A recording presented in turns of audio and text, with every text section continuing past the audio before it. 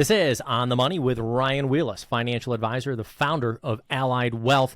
We're putting together great videos here on YouTube. If you're listening to us on the radio, we have live folks standing by right now who can actually schedule your financial flight plan. And as Ryan also says, so many free tools you have at retirenowhouston.com. You've got the tax bill calculator. We can just schedule an appointment on there. You've got teachings. You've got tools on there, all at retirenowhouston.com. But this series, I've been very excited about when you brought this up. Some of the retirement blind spots. Number 2 is underestimating how long you're going to live. What are some of the numbers on this? I mean, when you started in the industry, are you already seeing folks living even just a little bit longer from when you started? Yeah, for sure. I mean, I started in 07-ish. And, you know, Spike, we always said that a 1 in 2 chance that you would need long-term care. Now it's like 75% chance. I mean, it's gone up, right? And that's according to a 2022 now? Health View Services report, a 65-year-old couple, 65. So couple, you go in, I guess maybe you're healthier as a couple, 75% chance. This is 3 out of 4 that one of you will need significant long-term When we do our care. classes, Spike, it's kind of mind-boggling because we always say, hey, when you look around the room right now, everybody look at each other. And people are sometimes shy. They want to look to their neighbor, you know.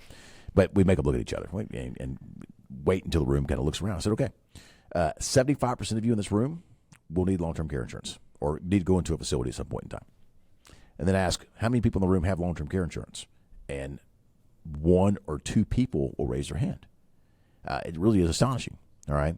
So the thing about long-term care is there's a strong likelihood that you're going to need it. And that's largely because people are living much longer than we ever thought possible. You know, if you've got this ailment happening at 85 years of age, there's probably a procedure or a drug or something you can take or do that will make you live longer, all right? So, you know, and everybody can get on the quality of life thing. And then, Spike, the other thing, too, we see is people go, well, I'm not going to live until that long. I'm gonna make it to 82. I'm like, bro, I'm sorry.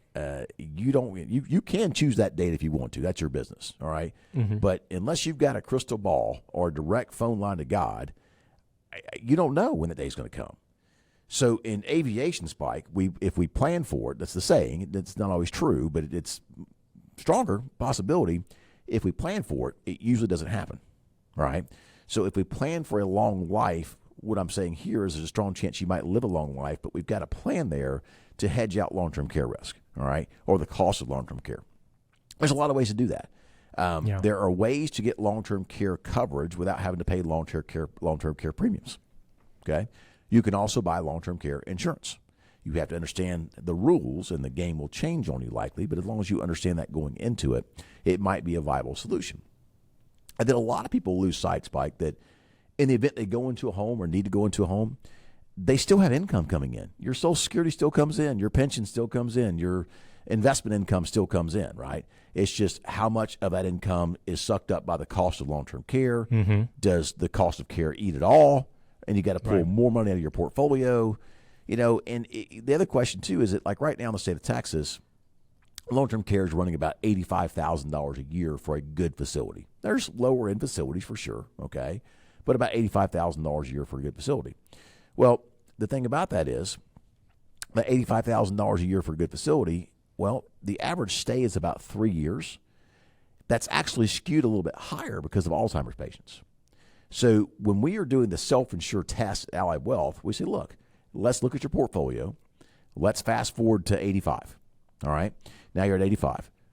Boom. Let's take out a $250,000 deduction out of your portfolio to see if your portfolio can suffer the cost of a long-term care event, and the surviving spouse that stays alive after that long-term care event is over, which usually means the person's going to pass away, okay, can they still maintain their lifestyle? If the answer to that question is yes, then you don't need long-term care insurance. You can self-insure, all right? And then for the folks that, you know, are middle-of-the-road people, you know, that maybe their portfolio could handle some of it, we look at long-term care insurance. And then for the folks that are on the other end of the spectrum, we got to look at things like Medicaid and figuring out ways to help get coverage to get you on Medicaid in the event that you need to go into a home so you can have care, right? We have an expert on the team who handles all that stuff for our clients and our prospects. But it really is fascinating because there is a solution for you out there, no matter where you fall in the wealth in the wealth level, right? If you're not wealthy, there's a solution. If you're middle of the road wealthy, there's a solution. If you're wealthy, there's a solution, right? You just have to know what the solutions are, and they're easy to find and get educated on. Right. And we've been banging the drum on this, and you have in particular, and I'm glad that you have. I just think we're trying to make sure that our public realizes that it doesn't matter if you think, well, my grandfather, he only lived till 70, 75. I'm not going to live that long. Yeah. Today, the average 65-year-old, so if you hit 65, you're doing pretty good. Yeah, you might be on a couple of medications. Maybe you got a sore back or a sore knee. But the average 65-year-old can expect to live to 86. Males at 84, women to 88. But if you reach 65, there's a 50% chance that you'll make it to 90s. Those aren't odds I want to bet against. Not with my portfolio. What was the... No. Well, not with the need for long-term care insurance either that much later in life, because you could be cruising down the Golden Year Highway and all of a sudden hit a really nasty wreck, right? And so... But Spike, what was we covered an article recently on the show. Weren't the ladies living in Austin, and the mom was they were right there in Houston. They were right there in Houston. She lived to 100. She's still alive, I believe, until I hear otherwise. 115, and her young sprightly daughter was 94 years old. Yeah. So that's and the MIT is doing a whole. They've got a whole education unit, if you will, or study unit on aging. And they're saying that if you're alive in the year 2030, you could be 110 years of age. In fact, they're saying that just like this mom and daughter, that the grandparents are going to move in with the kids, and the parents will be moving in with their kids, and you'll have 3 generations living in one household to try to make it work. I mean, it's mind-boggling, right? So, you've got to plan for it, folks. If you have a plan, you can plan around this kind of stuff. If you don't have a plan and it catches you by surprise, well, that's typically not a good way to deal with things. When we talk about facilities, again, I just like to be as positive as possible. Some people, let's say we do the multi-generational at a home. Let's say we retrofit the home. What about home health care? Have you ever had anybody, looking into private nurses, private care? Is this stuff we have to research on our own? Where do you find that kind of information? Spike, it's not easy to do. You work with a good qualified expert who can point you in the right direction. April Bennett on my team is that person for sure. But our own Peter Lott, one of my best friends, one of the top advisors of my team, had a stroke at the top of the stairs at his house, fell end over end, hit his head, has what we believe to be a permanent brain injury, and we've been trying to deal with his care. And unfortunately, I've learned a lot of stuff the hard way, by the way. Yeah. So, getting knowledgeable on this stuff, talking to a good expert, and kind of pointing in the right direction as to what happens when these types of things happen can really add some value and some peace of mind for sure. Right. When you're putting together plans now, what's the minimum age for you at Allied Wealth? We plan to 100 and work our way backwards from there. So we usually plan for the spouse, the wife to live to 100 and the husband to live to 90. And they're like, well, change that. I'm like, we can change it for sure, but let's get the numbers there first, right? If I can get you to an 85% chance of long-term success of your X amount of portfolio money equaling X amount of retirement income, right? How long does that last you up until age 90 and 100 years of age, respectively, right?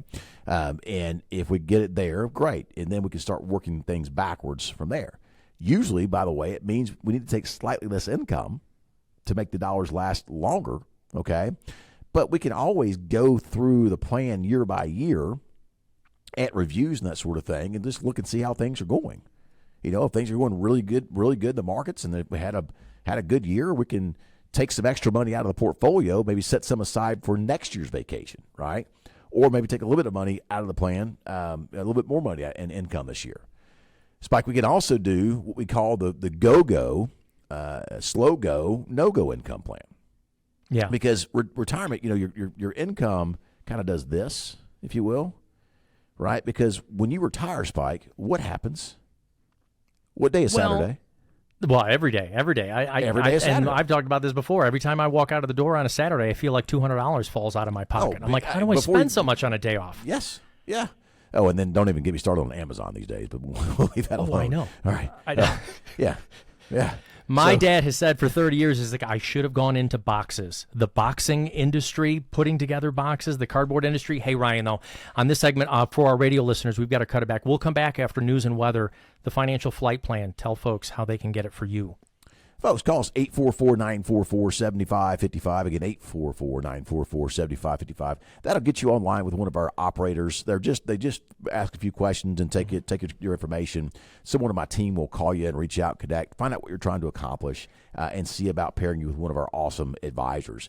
You can also check us out by going to retirenowhouston.com. Retirenowhouston.com is a website that we built for you, full of valuable resources and reports and all kind of stuff on there. You can even calculate your retirement tax bill.